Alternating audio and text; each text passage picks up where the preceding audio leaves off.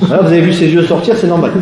Si jamais, je vous le souhaite pas, si jamais, tout ça c'est de la théorie, hein, c'est comprendre. Après la situation, des fois, ça peut ne pas fonctionner. Mais moi j'essaie voilà, de trier les infos que je vous donne de façon à ce qu'il y ait plus de chances que ça fonctionne que ça fonctionne pas.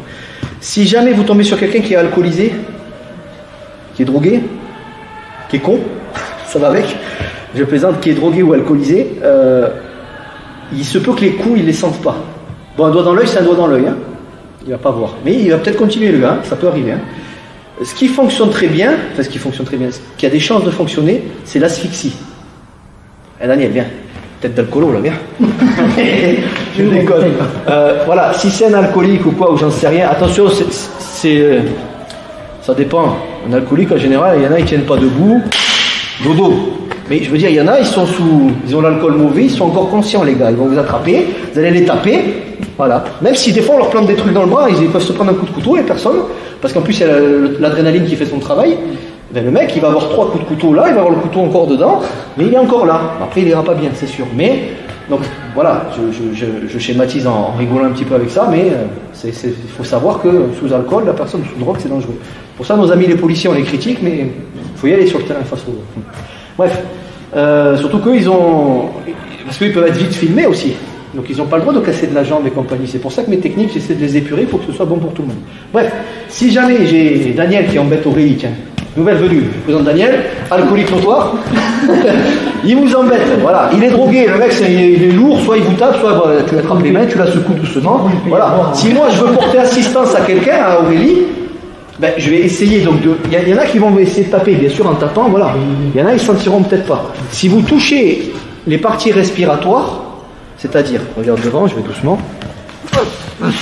Voilà, vous avez vu ses yeux sortir, c'est normal. Déjà, ça perturbe. Le respiratoire et le sanguin, c'est pas pareil que le côté musculaire, entre guillemets. Les mecs qui sont drogués, voilà. Donc ça va aller. Donc ça, c'était respiratoire, c'est ici. Maintenant, version sanguine, c'est-à-dire étranglement commando pour les plus anciens. Je vais doucement. Et là, je serre et la personne... Par contre, ça va aller. C'est pour te fêter ton retour. Bien fait de revenir. Voilà, merci. Ça, il faut savoir que c'est extrêmement dangereux. On contrôle très bien la personne si vous le faites bien. Hein. C'est pour ça qu'il ne faut pas rêver. Il y a des techniques contre les étranglements commando.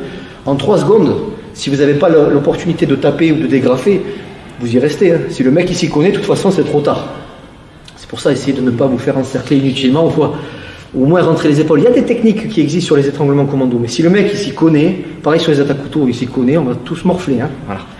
On n'est pas infaillible. Mais voilà, il se peut, c'est pas une histoire de chance ou de malchance.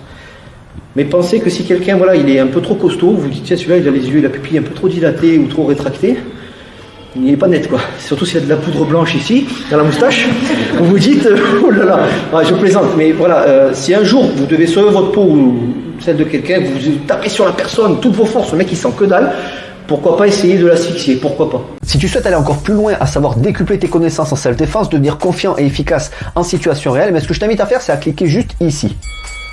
Formation offerte, ou encore sur le lien qui est en description juste sous la vidéo. Voilà, j'espère que la vidéo d'aujourd'hui t'a plu et que t'a aidé à progresser un petit peu plus. Quant à moi, je te retrouve de l'autre côté pour commencer ta formation vidéo offerte. À tout de suite.